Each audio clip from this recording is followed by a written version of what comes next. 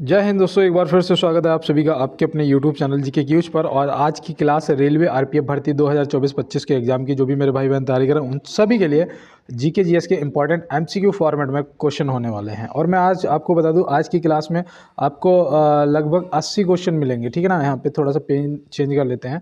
मैं आपको बताऊँ 80 क्वेश्चन मिलेंगे और एमसीक्यू फॉर्मेट में मिलेंगे, सिर्फ क्वेश्चन आंसर करने हैं। और आज एक बार पहले तो इन सभी दोस्तों को देखेंगे जो मुझे प्रॉपर कमेंट करते हैं। जैसे यहाँ पे अवनीश भैया कर रहे हैं, और रवि कुमार हैं, और सौरभ भैया हैं, सविता हैं, और पटेल आरएक्स हैं, वीके राजदास हैं, अंकित गुजर हैं, और यहाँ पे अजरुद्दीन भैया हैं, सागर कुमार हैं, राकेश कुमार हैं, पटेल हैं, अपना खंडवा हैं, और सृष्टि है, दिनेश कुमार हैं, सुनील कुमार हैं, माय ड्रीम सक्सेस लाइव। गुरुजी आप बहुत अच्छा पढ़ाते हो भैया, धन्यवाद। और तुषी चौहान है यहाँ पे, और खुशबू है, और शिवानी कासगंज, विपिन कुमार, सोनू खन्ना है, मुस्कान है, रुस्तम है, सपना है, सबीना है, नेहा है, और यहाँ पे आप देख रहे हो शिल्पी हैं, और शिल्पी वट्टी, और पूनम, और यहाँ पे फ्री फायर बॉय। अच्छा भाई, आपके 40 सही हुए हैं तो बिल्कुल बहुत अच्छी बात है।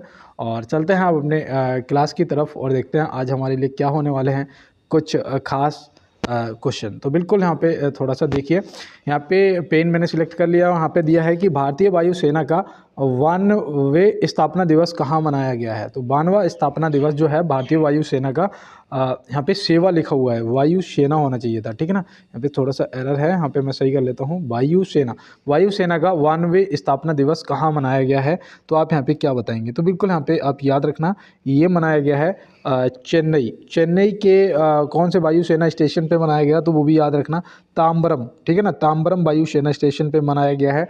और वायुसेना दिवस जो है वो 8 अक्टूबर को मनाते हैं, ये तो मैंने आपको पहले कई बार बताया है, तो ये भी आप ध्यान रखेंगे। और आज की क्लास में आपको कुछ करंट अफेयर के क्वेश्चन कुछ ज़्यादा मिलेंगे। देखो यहाँ दिया है 23वां फीफा विश्व कप 2026 का आयोजन कहाँ होगा। तो बताओ भैया, 23वां फीफा विश्व कप 2026 का जो आयोजन है वो दोस्त कहाँ पर होगा। तो बिल्कुल दोस्त, मैं उम्मीद कर रहा हूँ कि यहाँ पे जो अपना राइट आंसर है वो संयुक्त राज्य अमेरिका, मैक्सिको और कनाडा, मतलब ये सभी आपका राइट आंसर हो जाएंगे। इन सभी जगहों पे 2026 फीफा विश्व कप का आयोजन किया जाएगा। तो बिल्कुल आप ध्यान रखेंगे।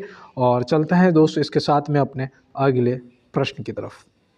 देखिए यहाँ दिया है, उत्तरी अमेरिका के घास भूमि को क्या कहा जाता है। उत्तरी अमेरिका के घास भूमि को क्या कहा जाता है। तो आप यहाँ पे क्या लगाएंगे अपना राइट आंसर। तो बिल्कुल दोस्त, मैं उम्मीद कर रहा था कि यहाँ पे जो आपका राइट आंसर है वो ऑप्शन सी, पियरी घास मैदान है ना, ऑप्शन सी पियरी हो जाएगा आपका बिल्कुल राइट आंसर। और यहाँ पे याद रखना, जो डाउन्स हैं ये कौन से देश के घास के मैदानों को कहा जाता है। तो ये कहा जाता है ऑस्ट्रेलिया के घास के मैदानों को। और जो पंपास है ये कौन से कहाँ के घास मैदानों को कहते हैं। तो पंपास याद रखना भैया, अर्जेंटीना के घास के मैदानों को कहते हैं, है ना, अर्जेंटीना के घास के मैदानों को कहते हैं। तो ये भी आपको ध्यान में रखना है, स्क्रीनशॉट ले लेना। और चलते हैं दोस्तों अपने अगले प्रश्न की तरफ। और यहाँ पे देखो दिया है कि भौतिकी में 2024 का नोबेल पुरस्कार किसने जीता है। भौतिकी में 2024 का जो नोबेल पुरस्कार है वो किसने जीता है। तो आप यहाँ पे क्या बताएंगे। तो याद रखना, जॉन जे हाफील्ड और जेफरी ई हिंटन, मतलब ए और बी, यहाँ पे ऑप्शन सी क्या हो जाएगा आपका बिल्कुल राइट आंसर हो जाएगा। 2024 के ये नोबेल पुरस्कार हैं दोस्त, ये आप ज़रूर एक बार देख लेना, याद कर लेना, क्योंकि ये हो सकता है कि आपसे पूछ लिए जाए। और चलते हैं दोस्त अपने अगले प्रश्न पे। देखो यहाँ दिया है, मेडिसिन का नोबेल दो भारतीय वैज्ञानिक विक्टर एम्ब्रोज और गैरी रुकविन को किस खोज के लिए मिला है। तो भैया मेडिसिन का जो नोबेल है वो दो वैज्ञानिक विक्टर एम्ब्रोज और गैरी रुबकुन को किस खोज के लिए मिला है। तो आप यहाँ पे क्या बताएंगे। तो बिल्कुल मैं यहाँ पे उम्मीद कर रहा था कि जो आपका राइट आंसर आएगा दोस्त वो आएगा ऑप्शन सी, माइक्रो आरएनए के लिए, है ना, माइक्रो आरएनए के लिए। तो ऑप्शन सी यहाँ पे क्या हो जाएगा हमारा बिल्कुल दोस्त राइट आंसर हो जाएगा। तो चलते हैं दोस्त इसके साथ में अपने अगले प्रश्न की तरफ। और मैं आज आपको बता दूं, आज 50 क्वेश्चन नहीं है, आज आपको कंटिन्यू क्लास करते रहना है। देखो यहाँ दिया है, उड़ सकने वाला एकमात्र स्तनधारी कौन सा है। उड़ सकने वाला एकमात्र जो स्तनधारी है वो कौन सा है। तो आप यहाँ पे क्या बताएंगे। तो बिल्कुल मैं यहाँ पे उम्मीद कर रहा था कि जो आपका आंसर आएगा वो चमगादड़ ऑप्शन बी होगा, है ना, चमगादड़ ऑप्शन बी यहाँ पे क्या हो जाएगा आपका बिल्कुल राइट आंसर दोस्त हो जाएगा। तो बिल्कुल आप नोट कर लेंगे। और चलते हैं दोस्तों इसके साथ में अपने अगले प्रश्न की तरफ। देखिए यहाँ दिया है, निम्न में से रुधिर का तरल भाग होता है। निम्न में से रुधिर का तरल भाग कौन सा होता है। तो वो आपको बताना है यहाँ पे। तो आप याद रखना, जो रुधिर का तरल भाग होता है उसे कहते हैं प्लाज्मा। क्या कहते हैं, प्लाज्मा कहते हैं। और एक चीज़ याद रखना, जो प्लाज्मा होता है वो रक्त में 55% होता है। कितना? रक्त का 55% प्लाज्मा होता है, ये आप याद रखना। और यहाँ से एक चीज़ और याद रखना कि आपसे पूछा जा सकता है कि रक्त जो प्लाज्मा होता है, प्लाज्मा में पानी कितने प्रतिशत होता है? क्या पानी जो है वो कितना प्रतिशत होता है? तो याद रखना 92% पानी पाया जाता है। कितना? 92% पानी पाया जाता है। तो ये भी आपको ध्यान में रखना है दोस्त। तो बिल्कुल आपने नोट कर लिया होगा। और चलते हैं दोस्तों इसके साथ में अपने अगले प्रश्न पे। यहाँ दिया है, निम्न में से घंटा मर्दाला कहाँ का लोक नृत्य है? घंटा मर्दाला जो है ये कहाँ का लोक नृत्य है? तो आप यहाँ पे क्या बताएंगे? तो बिल्कुल दोस्त ये आपको पता होनी चाहिए। तो यहाँ पे आप नोट कर लेंगे। यहाँ पे आपका सही हो जाएगा आंध्र प्रदेश। क्या हो जाएगा? आंध्र प्रदेश। ऑप्शन सी जो है वो आपका बिल्कुल राइट आंसर हो जाएगा। उत्तर प्रदेश से आप याद रखना भैया, नौटंकी आपसे पूछ ली जाती है ना, नौटंकी पूछ ली जाती है, और रासलीला पूछ लिया जाता है, ये सब आप याद रखना उत्तर प्रदेश। बिहार से छठ पूजा आपसे पूछ ली जाती है, विदेशिया नृत्य पूछ लिया जाता है, ये सब आपको याद रखना है। कुचिपुड़ी पूछ लिया जाता है, कहाँ से? आंध्र प्रदेश से। तो ये भी आपको ध्यान में रखना है। तो बिल्कुल दोस्तों, और चलते हैं इसके साथ में अपने अगले प्रश्न पे। तो यहाँ दिया है, कौन सी संख्या इलेक्ट्रॉनों की अधिकतम संख्या है जो एम सेल में मौजूद रह सकती है? तो भैया कौन सी संख्या इलेक्ट्रॉनों की अधिकतम संख्या है जो एम सेल में मौजूद रह सकती है? तो आप यहाँ पे क्या बताएंगे? देखो ये इस तरीके के क्वेश्चन जो होते हैं, हमें क्या करना पड़ता है, अगर नहीं पढ़ा है तो स्किप करना पड़ता है। लेकिन यहाँ पे ऑप्शन ए 18 हो जाएगा आपका क्या? बिल्कुल राइट आंसर। अधिकतम संख्या कितनी हो सकती है? 18, जो कि एम सेल में मौजूद रह सकती है। तो ये आपको याद रखना है, नोट कर लेंगे। और चलते हैं इसके साथ में अपने अगले प्रश्न की तरफ। देखिए यहाँ दिया है, वाखंडा नागल परियोजना किस नदी पर स्थित है? वाखंडा नागल परियोजना जो है वो किस नदी पर स्थित है? तो आप यहाँ पे क्या बताएंगे? यहाँ पे आपका क्या होगा राइट आंसर? तो मैं उम्मीद कर रहा था कि आपका जो राइट आंसर है वो ऑप्शन सी सतलज नदी आएगा। क्या आएगा? सतलज नदी आएगा। ये आपको मैं बता दूं, ये पंजाब और हिमाचल प्रदेश दोनों में स्थित है ना। पंजाब और हिमाचल प्रदेश में स्थित है, या ऑप्शन में पंजाब मिले तो भी कोई दिक्कत नहीं है, लेकिन मैं बता दूं ये पंजाब से हिमाचल प्रदेश तक स्थित है। और ये भारत का सबसे बड़ा बांध है। ये भारत का सबसे बड़ा बांध है, ये भी आपको ध्यान में रखना है दोस्त। और देखो जो महानदी है ये उड़ीसा में है। ये कहाँ पर है? ये उड़ीसा में है। तो ये भी आप याद रखेंगे। और चलते हैं दोस्त इसके साथ में अपने अगले प्रश्न की तरफ। देखिए यहाँ दिया है, नौसादर का रासायनिक नाम क्या है? नौसादर का रासायनिक नाम यहाँ पे आपसे पूछा जा रहा है। तो आप यहाँ पे क्या बताएंगे? मैं उम्मीद कर रहा था कि जो आपका राइट आंसर है वो आप अमोनियम क्लोराइड बताएंगे। अमोनियम क्लोराइड यहाँ पे आपने ऑप्शन सी को बताया है। तो ऑप्शन सी यहाँ पे आपका क्या हो गया? बिल्कुल राइट आंसर हो गया है। दूसरा यहाँ पे एक चीज़ याद रखना, सोडियम बाइकार्बोनेट जो होता है ये खाने वाला सोडा होता है, घर वाला जो किचन वाला सोडा होता है। यहाँ पे बाई लगी हुई है ना, साथ में बाई घर पे काम करती है, तो ऐसे याद रखना। और सोडियम कार्बोनेट जो है ये धोने वाला सोडा होता है ना, वॉशिंग पाउडर होता है। तो ऐसे आप याद रखेंगे। तो बिल्कुल दोस्त नोट कर लो। और चलते हैं इसके साथ में अपने अगले प्रश्न की तरफ। देखिए यहाँ पे दिया है, मौलिक अधिकारों को बचाने के लिए फरमान जारी करने का आदेश किसके पास होता है? बताओ, मौलिक अधिकारों को बचाने के लिए फरमान जारी करने का जो आदेश है वो किसके पास होता है? तो भैया कौन जारी कर सकता है? तो याद रखना यहाँ पे देखो, बहुत ही इंपॉर्टेंट क्वेश्चन है आपके लिए कि भैया उच्च न्यायालय और सर्वोच्च न्यायालय दोनों कर सकते हैं, है ना। अगर मैं आपको बताऊं कि आपके जो मौलिक अधिकार हैं वो अगर खतरे में हैं तो आप क्या करेंगे? तो आप सीधे जाएंगे उच्च न्यायालय। और याद रखना भैया, या सर्वोच्च न्यायालय। आर्टिकल 32 में संवैधानिक उपचारों का अधिकार भी दिया गया है ना भैया। आर्टिकल 32 में दिया गया है ना, तो आप उसके अकॉर्डिंग जा सकते हैं। और ये जो मौलिक अधिकार हैं आपके, ये कौन से आर्टिकल में आते हैं? तो आर्टिकल भी याद रखना 12 से 35 तक आते हैं, है ना। 12 से 35 तक आते हैं। अगर भाग की बात करेंगे कौन से भाग में है, तो ये आपने तुरंत बता दिया होगा कि भैया भाग 3 में आते हैं, है ना। तो बिल्कुल आप याद रखेंगे। और चलते हैं दोस्तों इसके साथ में अपने अगले प्रश्न की तरफ। देखिए यहाँ पे दिया है, पुडुचेरी को किस वर्ष भारतीय संघ में सम्मिलित किया गया था? भैया पुडुचेरी को किस वर्ष भारतीय संघ में सम्मिलित किया गया था?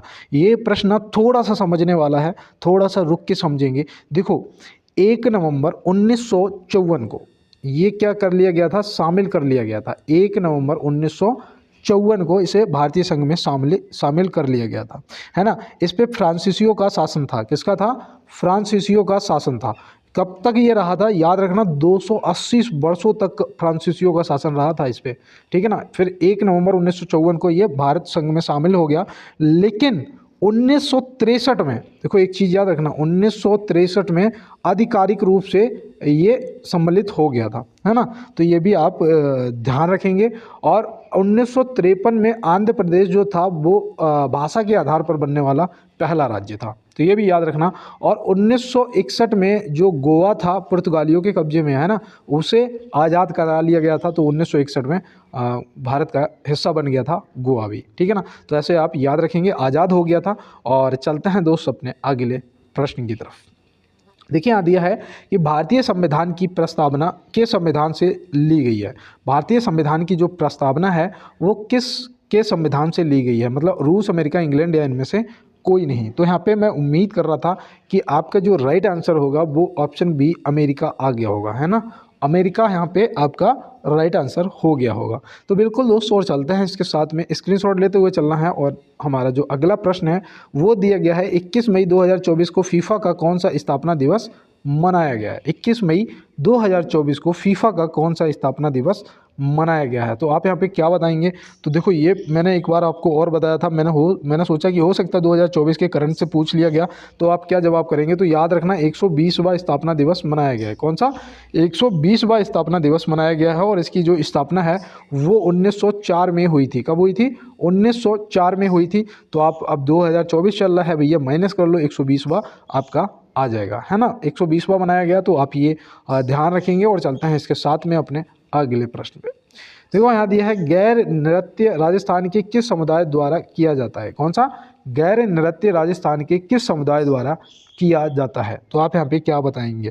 तो यहाँ पे बिल्कुल आप याद रखना, जो गैर नृत्य है ये भील समुदाय द्वारा किया जाता है। कौन सा?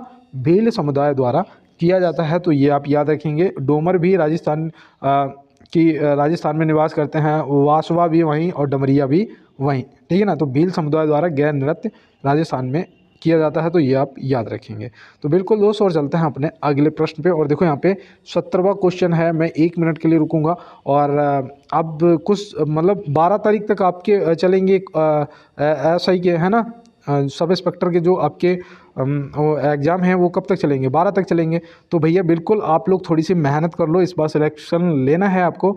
और मैं यही कहूँगा कि हो सकता है मेरी ज़बान पे माँ सरस्वती विराजमान हो और जो भी मेरी आवाज़ इस टाइम सुन रहे हैं सभी को 100% सफलता मिलेगी, ठीक है ना। और आप भी अपने भाई को थोड़ा सा यार सपोर्ट कर दो, क्लास को लाइक वाला बटन दबा देना और चैनल को सब्सक्राइब कर लेना, बेल आइकन दबा देना और क्लास को थोड़ा सा शेयर कर देना अपने दोस्तों के साथ में। और यहाँ पे दिया है पंडित स्वपन चौधरी किस यंत्र से जुड़े हैं। पंडित स्वपन चौधरी किस यंत्र से जुड़े हैं। तो आप यहाँ पे क्या बताएंगे। तो यहाँ पे याद रखना, यहाँ पे आपका जो राइट आंसर है वो ऑप्शन बी तबला हो जाएगा। क्या हो जाएगा? ऑप्शन बी तबला हो जाएगा। ये क्यों पूछे जा सकते हैं तो वो भी आप याद रखना, क्योंकि इन्हें संगीत नाटक अकादमी पुरस्कार मिला है 1996 में, है ना। और अभी इन्हें याद रखना, इन्हें 2019 में पद्म श्री से भी सम्मानित किया गया है ना। पद्म श्री से भी सम्मानित किया गया है 2019 में। तो इसलिए ये हो सकता है कि आपसे पूछ लिए जाए, ठीक है ना। तो आप अपना देख लेना, नोट कर लेना। और चलते हैं दोस्त इसके साथ में अपने अगले प्रश्न की तरफ। चलो, मैंने आज आपको लाइन नहीं सुनाई, मैं एक बात बता दूं दोस्त कि शिक्षा सबसे बड़ा हथियार है जिससे दुनिया को बदला जा सकता है। दुनिया को बदला जा सकता है, खुद की भी स्थिति और परिस्थिति बदली जा सकती है। सिर्फ शिक्षा ही वो शेरनी का दूध है जो पिएगा वो दहाड़ेगा। डॉक्टर भीमराव अम्बेडकर जी ने कहा था कि शिक्षा वो शेरनी का दूध है जो पिएगा वो दहाड़ेगा। तो बिल्कुल दोस्त, और यहाँ पे देखो मैं उम्मीद कर रहा हूँ कि आप लोग बहुत अच्छी तैयारी कर रहे हैं। और यहाँ पे देखो दिया गया है कि वेग परिवर्तन की दर को क्या कहा जाता है। वेग परिवर्तन की दर को क्या कहा जाता है। तो आप याद रखना भैया, त्वरण कहा जाता है, जो कि ऑप्शन सी में दिया गया है। और ऑप्शन सी यहाँ पे आपका राइट आंसर हो जाएगा। और चलते हैं दोस्त, स्क्रीनशॉट ले लो अपने अगले प्रश्न की तरफ। देखिए यहाँ दिया है 2024 का साहित्य का नोबेल पुरस्कार हांगकांग को प्रदान किया गया, वह किस देश की हैं। तो बताओ भैया, 2024 का साहित्य का नोबेल पुरस्कार हांगकांग को प्रदान किया गया, वह किस देश की हैं। ये प्रश्न देखो आपसे क्या लगता है कि आपसे नहीं पूछे जाएंगे? पूछे जाएंगे दोस्त। अब यहाँ पे आपको याद भी रखना है कि वो दक्षिण कोरिया की हैं। कहाँ की? दक्षिण कोरिया। ऑप्शन सी यहाँ पे क्या हो जाएगा आपका बिल्कुल दोस्त राइट आंसर हो जाएगा। और चलते हैं दोस्त इसके साथ में अपने अगले प्रश्न की तरफ। तो यहाँ दिया है भारत में पहली पैरा बैडमिंटन अकादमी की स्थापना कहाँ हुई थी। भारत में पहली पैरा बैडमिंटन अकादमी की जो स्थापना है वो कहाँ हुई थी, तो आप यहाँ पे क्या बताएंगे। तो बिल्कुल मैं यहाँ पे उम्मीद कर रहा था कि जो आपका राइट आंसर है वो आ गया होगा, है ना भैया। याद रखना ये उत्तर प्रदेश के लखनऊ में हुई थी। कहाँ पर? उत्तर प्रदेश के लखनऊ में हुई थी। तो ये आप याद रखेंगे, नोट कर लेंगे। और चलते हैं इसके साथ में अपने अगले प्रश्न की तरफ। देखिए यहाँ दिया है निम्नलिखित में से नेचुरल हिस्ट्री पुस्तक के लेखक कौन है। बताओ भैया, नेचुरल हिस्ट्री पुस्तक के लेखक कौन है। तो पुस्तक से संबंधित लोग, उनके लेखक आपसे पूछे जाएंगे। तो यहाँ पे याद रखना भैया, Pilani the Elder, option A आपका राइट आंसर हो जाएगा। पिलानी क्या हो जाएंगे यहाँ पे आपके राइट आंसर हो जाएंगे। जवाहरलाल नेहरू जी से याद रखना डिस्कवरी ऑफ इंडिया। मैगस्थनीज से याद रखना वो क्या था, इंडिका, है ना, इंडिका। तो इंडिका भी आप याद रखेंगे। तो बिल्कुल दोस्त, और चलते हैं इसके साथ में अपने अगले प्रश्न की तरफ। देखिए यहाँ दिया है राष्ट्रपति जी को अध्यादेश जारी करने का अधिकार किस अनुच्छेद में है। राष्ट्रपति जी को अध्यादेश जारी करने का अधिकार किस अनुच्छेद में है, ये देखो आप नोट करो। देखो यहाँ पे जो प्रश्न पूछा गया है पहले उसका जवाब करेंगे तो वो तो हमारा हो जाएगा अनुच्छेद 123। क्या हो जाएगा? अनुच्छेद 123 यहाँ पे हमारा बिल्कुल राइट आंसर हो जाएगा। अनुच्छेद 61 में याद रखना जो महाभियोग की कार्रवाई होती है वो राष्ट्रपति जी पे की जाती है। उन्हें पद से हटाने के लिए महाभियोग की कार्रवाई की जाती है ना, तो ये आपको पता होगा। अनुच्छेद 143 में क्या दिया गया है तो वो भी याद रखना, जो राष्ट्रपति जी हैं वो सर्वोच्च न्यायालय से सलाह मशवरा मांग सकते हैं, कर सकते हैं, है ना। तो ये कौन से आर्टिकल में दिया गया है, कौन से अनुच्छेद में दिया गया है? 143 में दिया गया है। तो ये भी आप याद रखेंगे। तो बिल्कुल दोस्त, और चलते हैं इसके साथ में अपने अगले प्रश्न में। देखो यहाँ दिया है साल 2027 के फुटबॉल एशिया कप की मेज़बानी कौन सा देश करेगा। देखो ये प्रश्न मैंने कहा ना आज की क्लास में आपके लिए करंट से संबंधित बहुत ज़्यादा प्रश्न मिलेंगे। तो यहाँ पे दिया गया है साल 2027 के फुटबॉल एशिया कप की जो मेज़बानी है वो कौन सा देश करेगा। तो आप यहाँ पे क्या बताएंगे। तो बिल्कुल मैं यहाँ पे उम्मीद कर रहा था कि आपका जो राइट आंसर है वो आ गया होगा, सऊदी अरब करेगा भैया। कौन करेगा? सऊदी अरब, ऑप्शन सी यहाँ पे आपका राइट आंसर हो जाएगा। अब यहाँ पे एक चीज़ और याद रखना कि कतर अगर आपने लगा दिया है तो कतर ने किया था 2023 का, है ना, कौन सा, 2023 का जो फुटबॉल एशिया कप हुआ था उसकी मेज़बानी की थी। तो ये भी आपको ध्यान में रखना है दोस्त। तो बिल्कुल, और चलते हैं इसके साथ में अपने अगले प्रश्न की तरफ। देखिए यहाँ दिया है सीनियर राष्ट्रीय तीरंदाजी चैंपियनशिप 2023 का आयोजन कहाँ हुआ है। बताओ, सीनियर राष्ट्रीय तीरंदाजी चैंपियनशिप 2023 का जो आयोजन है वो कहाँ हुआ है। तो आप यहाँ पे क्या बताएंगे। तो बिल्कुल मैं यहाँ पे उम्मीद कर रहा था कि जो आपका राइट आंसर है वो आ गया होगा अयोध्या में भैया। कहाँ पर? अयोध्या, जो कि कहाँ पर? सरयू नदी के किनारे स्थित है ना। और ये कौन सी बार का था? ये 43वां था, ठीक है ना, 43वीं बार आयोजन इसका हुआ था अयोध्या में। तो ये भी आप याद रखेंगे दोस्त, नोट कर लेंगे और स्क्रीनशॉट ले लेंगे। और चलते हैं अपने अगले प्रश्न की तरफ। देखिए यहाँ दिया है भारतीय संविधान में विधि द्वारा स्थापित प्रक्रिया किस देश के संविधान से लिया गया है। भारतीय संविधान में विधि द्वारा स्थापित प्रक्रिया किस देश के संविधान से लिया गया है। तो आप यहाँ पे क्या बताएंगे अपना राइट आंसर। तो बिल्कुल यहाँ पे मैं उम्मीद कर रहा था कि आपका जो आंसर है वो जापान आ गया होगा, है ना। जापान जो है वो आपका यहाँ पे राइट आंसर आ गया होगा और नोट कर लिया होगा आपने। और चलते हैं इसके साथ में अपना अगले प्रश्न की तरफ। दांतों के अध्ययन को क्या कहा जाता है। दांतों के अध्ययन को क्या कहा जाता है भैया। तो दांतों के अध्ययन को याद रखना भैया, बोलते हैं ओडोंटोलॉजी। क्या बोलते हैं? ओडोंटोलॉजी। ऑप्शन सी यहाँ पे क्या हो जाएगा हमारा, बिल्कुल ओडोंटोलॉजी, ऑप्शन सी यहाँ पे राइट आंसर हो जाएगा। तो ये आपको ध्यान में रखना है, आप नोट कर लेना दोस्त। और देखो यहाँ पे याद रखना जो ऑस्ट्रियोलॉजी होता है ये किसके अध्ययन को बोलते हैं। तो ये याद रखना, ये बोलते हैं हड्डी के अध्ययन को, है ना। और कार्डियोलॉजी जो है ये हृदय के अध्ययन को बोलते हैं। किसके? हृदय के अध्ययन को कार्डियोलॉजी बोलते हैं। तो ये भी आप याद रखेंगे दोस्त। तो यहाँ पे जो प्रश्न का जवाब है वो ऑप्शन सी ओडोंटोलॉजी हो जाएगा। स्क्रीनशॉट ले लो, नोट कर लो। और चलते हैं अपने अगले प्रश्न की तरफ। यहाँ पे दिया है अंडर 20 विश्व कुश्ती चैंपियनशिप में किस भारतीय महिला रेसलर ने स्वर्ण पदक जीता है। अंडर 20 विश्व कुश्ती चैंपियनशिप में किस भारतीय महिला रेसलर ने स्वर्ण पदक जीता है। तो आप यहाँ पे क्या बताएंगे।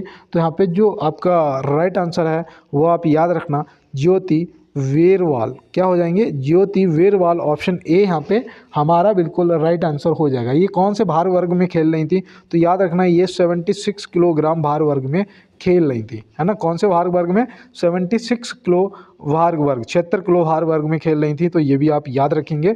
और देखो मैं आपसे कहता हूँ कि इंग्लिश में कोई अगर ये जो मैंने लिख रखा है अगर कोई दिक्कत आ रही हो, कोई मिस्टेक हो, तो उसके लिए माफ़ी चाहता हूँ। क्या दिया है, टिहरी डैम किस नदी पर स्थित है, बताओ। टिहरी डैम जो है वो किस नदी पर स्थित है, तो भैया ये उत्तराखंड राज्य में है और ये है भागीरथी नदी पर स्थित। कौन सी, भागीरथी नदी पर स्थित है, ये उत्तराखंड राज्य में पड़ता है। और ये इसकी जो क्या कहते हैं लंबाई है वो कितनी है, तो भैया याद रखना 575 मीटर है। कितनी, 575 मीटर है, तो ये भी आपको ध्यान में रखना है, ठीक है ना। नहीं, यहाँ पे इसकी जो ऊंचाई है वो है, ठीक है ना, तो ये आपको याद रखना है। और दूसरा यहाँ पे याद रखना जो महानदी है इस पे आपका वो बना है हीराकुंड बांध, है ना। कौन सा, हीराकुंड बांध बना है, तो ये भी आप याद रखेंगे। और जो रावी नदी है, रावी नदी पर थीन डैम बना है। कौन सा, थीन बांध बना है, तो ये भी आपको याद रखना है। तो बिल्कुल दोस्त नोट कर लेना, और अगर कोई एरर हो तो उसके लिए माफ़ी चाहते हैं। और चलते हैं अपने अगले प्रश्न पे। तो यहाँ दिया है रक्त का थक्का जमने में सहायक विटामिन है। रक्त का थक्का जमने में सहायक विटामिन कौन सा होता है, तो ये तो हम लोगों ने बहुत बार करा है कि भैया विटामिन के की कमी से रक्त का थक्का जो है वो नहीं जमता है। तो ऑप्शन बी यहाँ पे, एक मिनट यहाँ पे देखो मैंने गलत टिक कर दिया, ऑप्शन सी है ना, विटामिन के आपका सही जवाब। विटामिन ई जो है ये याद रखना, इसे ब्यूटी विटामिन भी बोलते हैं, और साथ में जो बांझपन की दिक्कत है वो भी इसी विटामिन की वजह से हो जाती है ना। और विटामिन बी से बेरी बेरी रोग, विटामिन सी से स्कर्वी रोग, तो ये सब आपको बिल्कुल रट्टे पड़े हैं, है ना, तो बिल्कुल आप याद रखेंगे। और ये तो अब आपका रिवीजन क्लास है। और देखो यहाँ पे दिया है कि बिहार के किस जिले में स्थापित किया जाएगा राज्य का दूसरा टाइगर रिजर्व। बिहार के किस जिले में स्थापित किया जाएगा राज्य का दूसरा टाइगर रिजर्व, तो यहाँ पे आपका जो राइट आंसर है वो क्या हो जाएगा। तो बिल्कुल मैं यहाँ पे उम्मीद कर रहा था कि आपने पटना दरभंगा को छोड़ के कैमूर को चुना होगा, है ना, ऑप्शन बी को चुना होगा, तो ऑप्शन बी आपका सही जवाब हो जाएगा।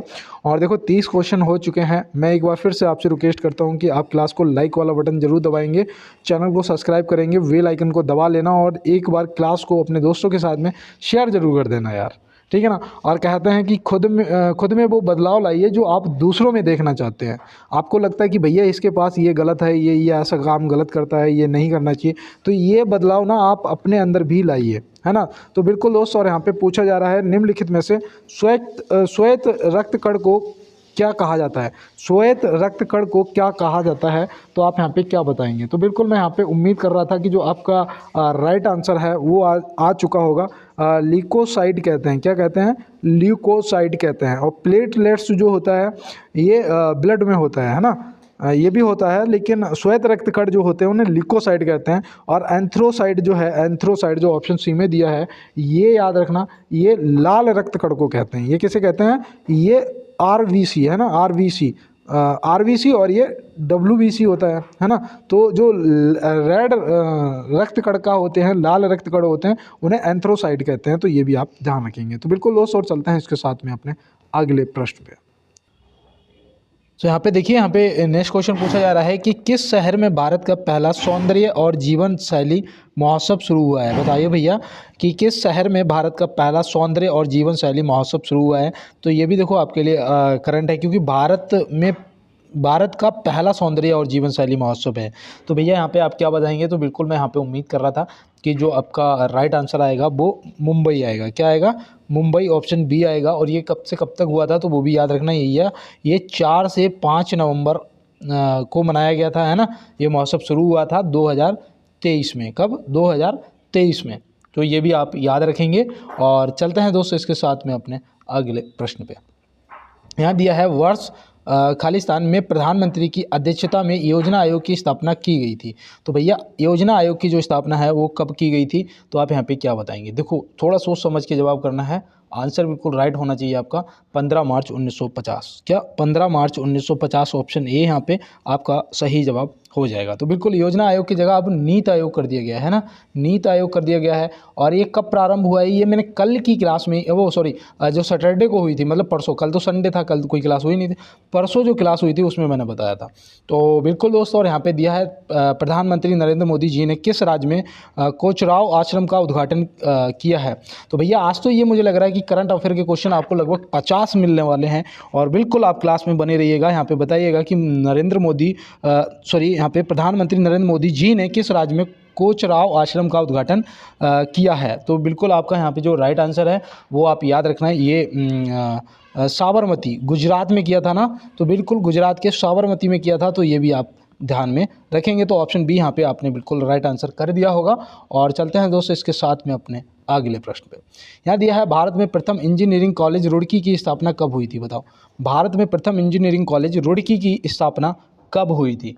तो आप यहाँ पे क्या बताएंगे। तो दोस्त ये बहुत पहले हुई थी। अब यहाँ पे आप समझ गए होंगे कि 1847 की बात कर रहा हूँ। ऑप्शन ए 1847 में हुई थी लॉर्ड डलहौजी द्वारा। किसके? लॉर्ड डलहौजी द्वारा हुई थी। तो ये भी आप याद रखेंगे, नोट कर लेंगे। और चलते हैं दोस्तों इसके साथ में अपने अगले प्रश्न की तरफ। यहाँ दिया है मोहिनी अट्टम किस राज्य का शास्त्रीय नृत्य है। देखो शास्त्रीय नृत्य आपसे जरूर पूछे जाएंगे। मोहिनी अट्टम किस राज्य का शास्त्रीय नृत्य है, तो आप क्या बताएंगे भैया, सॉरी केरल का है। ऑप्शन डी बताएंगे ना, केरल का है।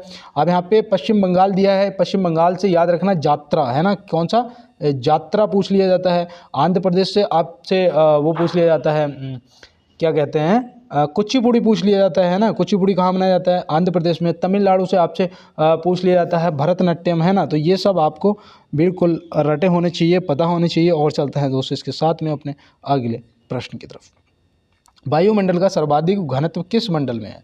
वायुमंडल का सर्वाधिक घनत्व किस मंडल में है भैया। जो सबसे निचली परत है आपकी कौन सी, क्षोभ मंडल, है ना। तो यहाँ पे ऑप्शन ए आपका क्या हो जाएगा, क्षोभ मंडल आपका सही जवाब हो जाएगा। क्षोभ मंडल में ही मौसम संबंधित घटनाएं भी घटती हैं। मौसम संबंधित घटनाएं जो हैं वो आपके क्षोभ मंडल में होती हैं, तो ये भी आप याद रखना। और समताप मंडल में वायुयान उड़ा करते हैं, ये भी आपको याद रखना है। और इसी तरीके से आपसे प्रश्न पूछे जाएंगे तो आप बिल्कुल सही जवाब करके आएंगे। तो बिल्कुल दोस्तों, और चलते हैं इसके साथ में अपने अगले प्रश्न पर।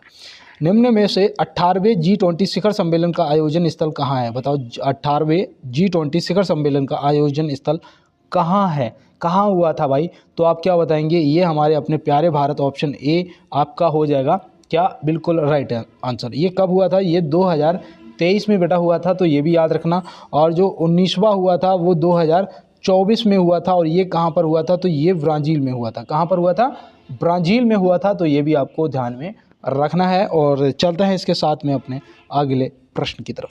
देखिए यहाँ दिया है किस देश के संविधान में समवर्ती सूची का प्रावधान लिया गया है। किस देश के संविधान से समवर्ती सूची का प्रावधान लिया गया है। तो आप यहाँ पे क्या बताएंगे। तो बिल्कुल मैं यहाँ पे उम्मीद कर रहा था कि आपका जो आंसर है वो आ चुका होगा कि ऑप्शन ए भैया ऑस्ट्रेलिया, जो कि आपका बिल्कुल राइट आंसर हो जाएगा। मैंने कहा ना आज सिर्फ आपको क्वेश्चन और आंसर करने हैं। और यहाँ पे देखो दिया है कि वायुमंडल में कार्बन डाइऑक्साइड कितने प्रतिशत पाई जाती है। वायुमंडल में कार्बन डाइऑक्साइड कितने प्रतिशत पाई जाती है। तो आप यहाँ पे क्या बताएंगे दोस्त। तो बिल्कुल यहाँ पे ऑप्शन ए 0.03% आपका राइट आंसर हो जाएगा। और 0.93% जो है ये याद रखना आर्गन पाई जाती है। क्या, आर्गन गैस पाई जाती है। आर्गन आप याद रखेंगे। 78% जो है वो नाइट्रोजन पाया जाता है और 21% जो है वो ऑक्सीजन पाया जाता है।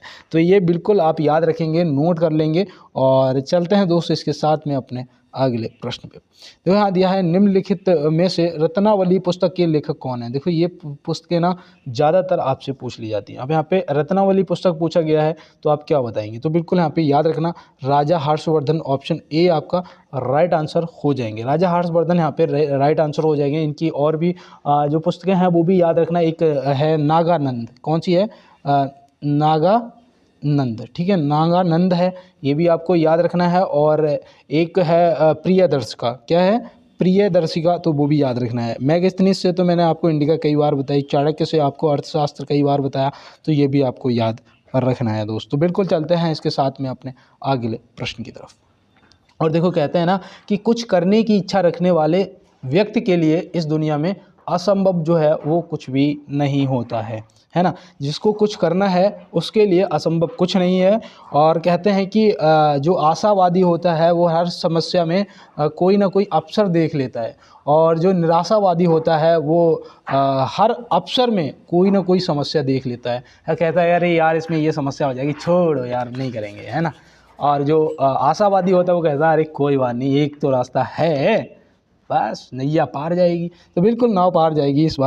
और यहाँ पे देखिए दिया है कि भौतिक राशि द्रव्यमान का मात्रक SI क्या है। तो भौतिक राशि द्रव्यमान का SI यहाँ पे आपसे मात्रक पूछा गया है। तो आप यहाँ पे याद रखेंगे दोस्त, किलोग्राम होता है क्या, ऑप्शन बी यहाँ पे किलोग्राम होता है। तो बिल्कुल आप याद रखेंगे। और जो मीटर है ये किसका होता है, तो याद रखना ये लंबाई का मात्रक होता है ना, लंबाई का होता है ना। और देखो यहाँ पे सेकंड जो है ये किसका होता है, तो याद रखना भैया ये समय का मात्रक होता है। और जो केल्विन है ये किसका होता है, तो याद रखना भैया ताप का मात्रक होता है ना। तो बिल्कुल आप नोट कर लेंगे। और चलते हैं इसके साथ में अपने अगले प्रश्न पे। देखो यहाँ दिया है, हाल ही में किस एयरपोर्ट का नाम जगत गुरु संत तुकाराम महाराज के नाम पर रखा गया है। तो हाल ही में किस एयरपोर्ट का नाम जगत गुरु संत तुकाराम महाराज के नाम पर रखा गया है। तो आप यहाँ पे क्या लगाएंगे अपना राइट आंसर। तो बिल्कुल मैं उम्मीद कर रहा था कि ऑप्शन सी पूरे आपने यहाँ पे टिक किया होगा, और ऑप्शन सी यहाँ पे पूरे आपका राइट आंसर हो भी गया है। तो बिल्कुल दोस्तों, और चलता है इसके साथ में अपने अगले प्रश्न पे। तो यहाँ दिया है, भारत ने 45वें शतरंज ओलंपियाड में कौन सा पदक जीता है, बताओ।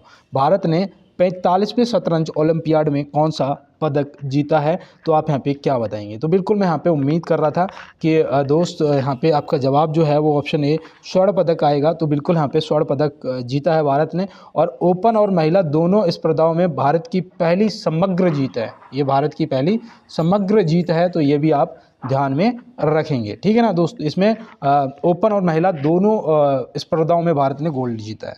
तो बिल्कुल दोस्त, चलते हैं इसके साथ अपने अगले प्रश्न पे। देखिए यहाँ पे पूछा जा रहा है, जीएसटी को किस संविधान संशोधन द्वारा जोड़ा गया था। जीएसटी को किस संविधान संशोधन द्वारा जोड़ा गया था। तो ये तो बिल्कुल इजी क्वेश्चन है, और ये कई बार पूछा भी जा चुका और पूछा भी जाएगा। ऑप्शन बी 101वां संविधान संशोधन द्वारा जीएसटी को जोड़ा गया था। जीएसटी 1 जुलाई 2017 को लागू हुआ था। गुड्स एंड सर्विस टैक्स इसका नाम होता है। ये याद रखना, एक होती है SGST, है ना, GST मतलब स्टेट GST, एक होता है CGST, है ना, सेंट्रल GST, और संपूर्ण GST जो होती है वो IGST होता है ना। तो ये आपको ध्यान में रखना है। और 100वां जो था संशोधन, ये याद रखना, जो भारत और बांग्लादेश के बीच में भूमि समझौता था, तो ये भी याद रखना। और देखो यहाँ पे दिया है कि सैफ अंडर 17 चैंपियनशिप का खिताब किस देश ने जीता है। सैफ अंडर 17 चैंपियनशिप का जो खिताब है वो किस देश ने जीता है। तो आप यहाँ पे क्या बताएंगे। तो बिल्कुल यहाँ पे याद रखना, कौन जीता होगा दोस्त, अपना प्यारा भारत। ऑप्शन ए यहाँ पे क्या हो जाएगा, बिल्कुल राइट आंसर हो जाएगा। और भैया हारा कौन है, तो हारा है बांग्लादेश। कौन हारा है, तो हारा कौन है, बांग्लादेश हारा है। ये भी याद रखना, ये फुटबॉल मैच होता है क्या, फुटबॉल कंपटीशन होता है, ये भी याद रखना, ठीक है ना। तो बिल्कुल आप नोट कर लेंगे। और चलते हैं दोस्त अपने अगले प्रश्न की तरफ। देखिए यहाँ दिया है, निम्नलिखित में से औरंगजेब का मकबरा कहाँ स्थित है। निम्नलिखित में से औरंगजेब का जो मकबरा है वो कहाँ स्थित है। तो आप यहाँ पे क्या बताएंगे। तो बिल्कुल मैं यहाँ पे उम्मीद कर रहा था कि जो आपका राइट आंसर है वो हो जाएगा औरंगाबाद महाराष्ट्र। क्या हो जाएगा, औरंगाबाद महाराष्ट्र आपका राइट आंसर हो जाएगा। सासाराम में किसका मकबरा स्थित है, सासाराम में। तो याद रखना भैया, शेर शाह का मकबरा जो है वो सासाराम में है। दिल्ली में भैया हुमायूं का मकबरा स्थित है ना। तो ये बिल्कुल आप याद रखेंगे, आप नोट कर लेंगे। और चलते हैं दोस्तों इसके साथ में अपने अगले प्रश्न की तरफ। तो देखिए यहाँ पे पूछा जा रहा है, निम्नलिखित में से उर्वरक उत्पादन से संबंधित क्रांति है।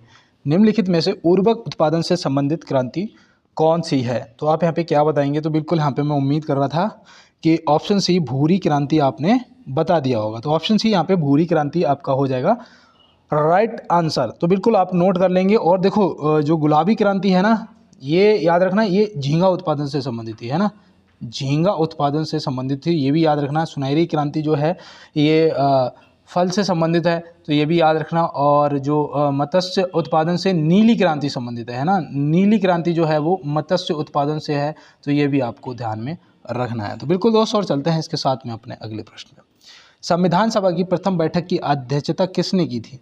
संविधान सभा की प्रथम बैठक की जो अध्यक्षता है वो किसने करी थी? तो आप यहाँ पे क्या बताएंगे? तो बिल्कुल याद रखना भैया, डॉक्टर सच्चिदानंद सिन्हा जी ने करी थी। तो ऑप्शन ए यहाँ पे आपका राइट आंसर हो जाएगा। और ये प्रथम बैठक हुई कब थी ये भी याद रखना ही भैया, 9 दिसंबर 1946 को हुई थी, है ना। 9 दिसंबर 1946 को हुई थी, तो ये भी आप ध्यान रखेंगे। और प्रारूप समिति के जो अध्यक्ष थे वो डॉक्टर भीमराव अंबेडकर जी थे, तो ये भी आप याद रखेंगे। चलते हैं दोस्तों अपने अगले प्रश्न पे।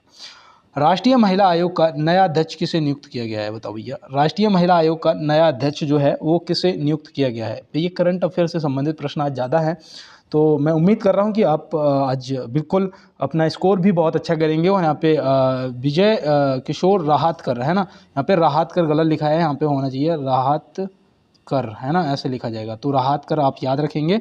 और चलते हैं दोस्तों इसके साथ में अपने अगले प्रश्न पे। यहाँ दिया है निम्नलिखित में से लक्षद्वीप में कुल कितने द्वीप की संख्या है? कुल कितने द्वीप की संख्या है? कहाँ? लक्षद्वीप में पूछा गया है। तो आप यहाँ पे क्या बताएंगे? तो बिल्कुल यहाँ पे मैं उम्मीद कर रहा था कि जो आपका राइट आंसर होगा वो हो जाएगा। यहाँ पे आंसर ही गलत दिए हैं भाई। लक्षद्वीप में कुल द्वीपों की जो संख्या है वो कितनी है? तो यहाँ पे 36 होना चाहिए था, है ना, 35 दिया है। माफ़ी चाहता हूँ, यहाँ पे कर लेना आप, 36 द्वीप हैं। कुल कितने द्वीप हैं? 36 हैं। और इसकी जो राजधानी है वो है कवरावती, है ना, लक्षद्वीप की राजधानी कवरावती। और यहाँ पे याद रखना है जो कुल द्वीपों की संख्या है वो है 36। तो आप नोट कर लेंगे। और चलते हैं इसके साथ में अपने अगले प्रश्न पर। यहाँ दिया है साल 2025 की एशिया कप की मेज़बानी कौन सा देश करेगा? साल 2025 की एशिया कप की जो मेज़बानी है वो कौन सा देश करेगा? तो याद रखना भैया, ये करने वाला है अपना प्यारा भारत। ऑप्शन ए यहाँ पे राइट आंसर हो जाएगा, है ना। ऑप्शन ए यहाँ पे भारत राइट आंसर हो जाएगा। और देखो बांग्लादेश याद रखना, ये करेगा 2027 की, किसकी करेगा? 2027 एशिया कप की मेज़बानी करेगा बांग्लादेश। और जो 25 की वो भारत करेगा। तो बिल्कुल आप नोट कर लेंगे। और चलते हैं अपने अगले प्रश्न पे। पेरिस ओलंपिक 2024 का आगाज़ कब हुआ था? पेरिस ओलंपिक 2024 का जो आगाज़ है वो कब हुआ था, कब प्रारंभ हुआ था? तो याद रखना भैया, ये हुआ था 26 जुलाई 2024 को। 26 जुलाई 2024 ऑप्शन ए यहाँ पे राइट आंसर हो जाएगा। और इसका जो समापन है वो भी आप याद रखना, वो भी पूछ लिया जाता है। तो 11 अगस्त 2024 को हुआ था, है ना। समापन जो है वो 11 अगस्त 2024 को हुआ था। तो ये भी आप ध्यान में रखेंगे।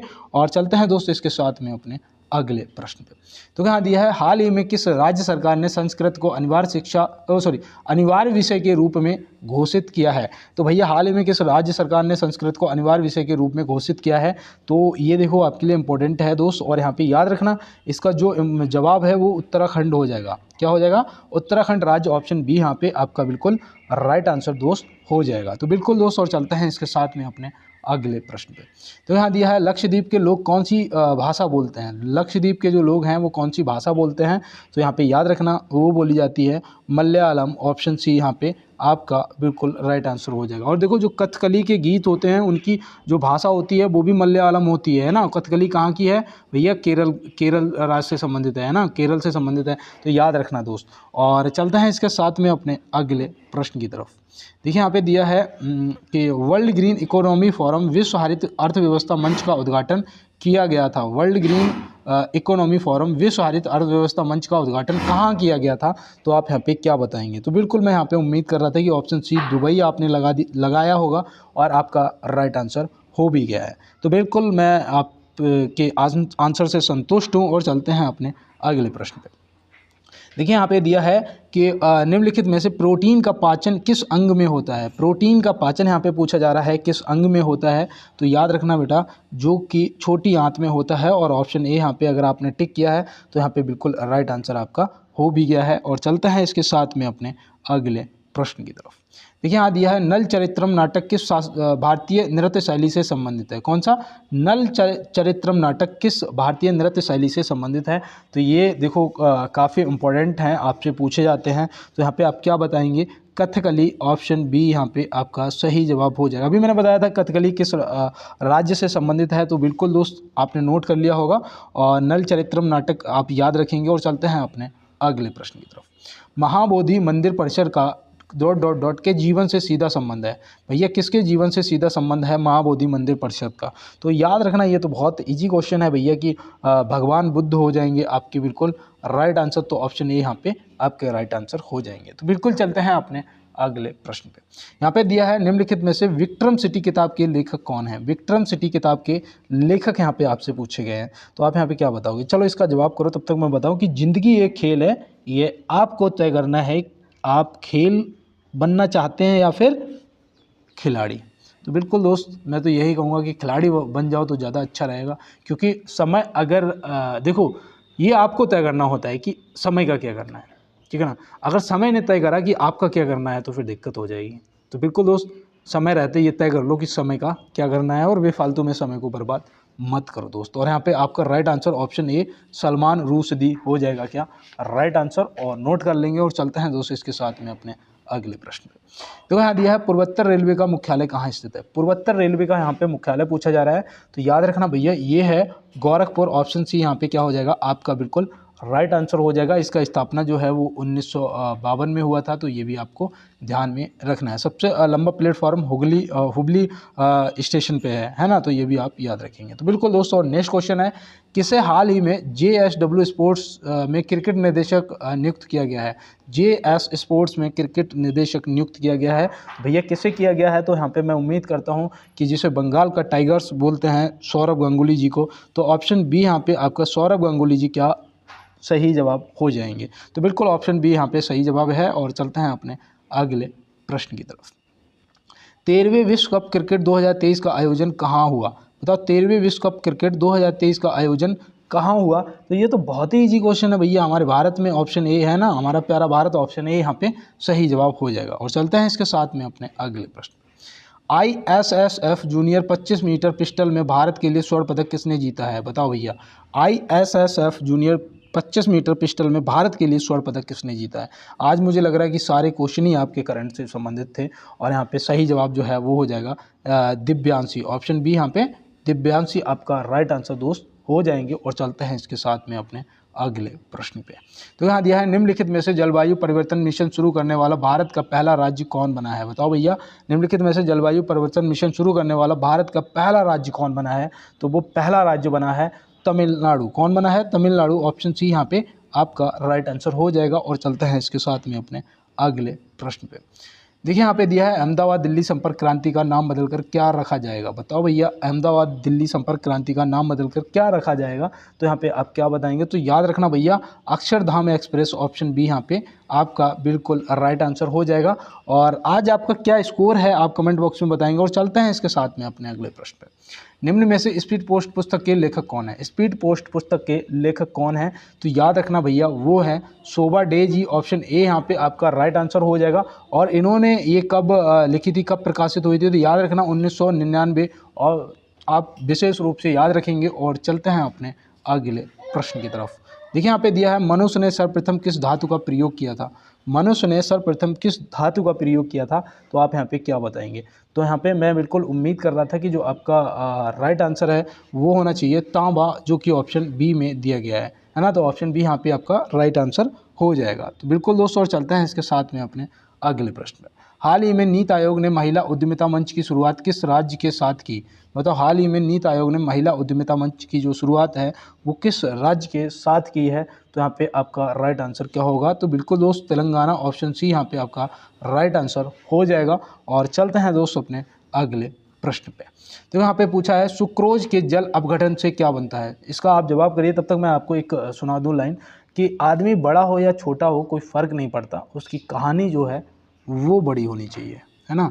आदमी बड़ा हो या छोटा उससे फ़र्क नहीं पड़ता, उसकी जो कहानी है वो बड़ी होनी चाहिए, जिससे वो पता लगेगा कि कितना बड़ा कलाकार है ना दोस्त। तो बिल्कुल दोस्त, और इसका जो जवाब है वो यहाँ पे आपका क्या हो जाएगा, ए और बी दोनों बिल्कुल ग्लूकोज और फ्रुक्टोज आपका सही जवाब हो जाएगा। और मैं उम्मीद करता हूँ कि आज जो भी मेरे साथ दोस्त जुड़े हुए थे उन्होंने अभी तक क्लास को लाइक वाला बटन अगर नहीं दबाया तो बिल्कुल दबा देंगे, और चैनल को सब्सक्राइब जरूर कर लेंगे, बेल आइकन को दबा देना, और क्लास को ज़्यादा से ज़्यादा दोस्तों के साथ में शेयर कर देना। और आज की क्लास कैसी लगी कमेंट बॉक्स में बताना दोस्त। मिलते हैं नेक्स्ट क्लास में नेक्स्ट प्रश्नों के साथ में। तब तक मेरे सभी दोस्तों को मेरा जय हिंद, वंदे मातरम, भारत माता की जय।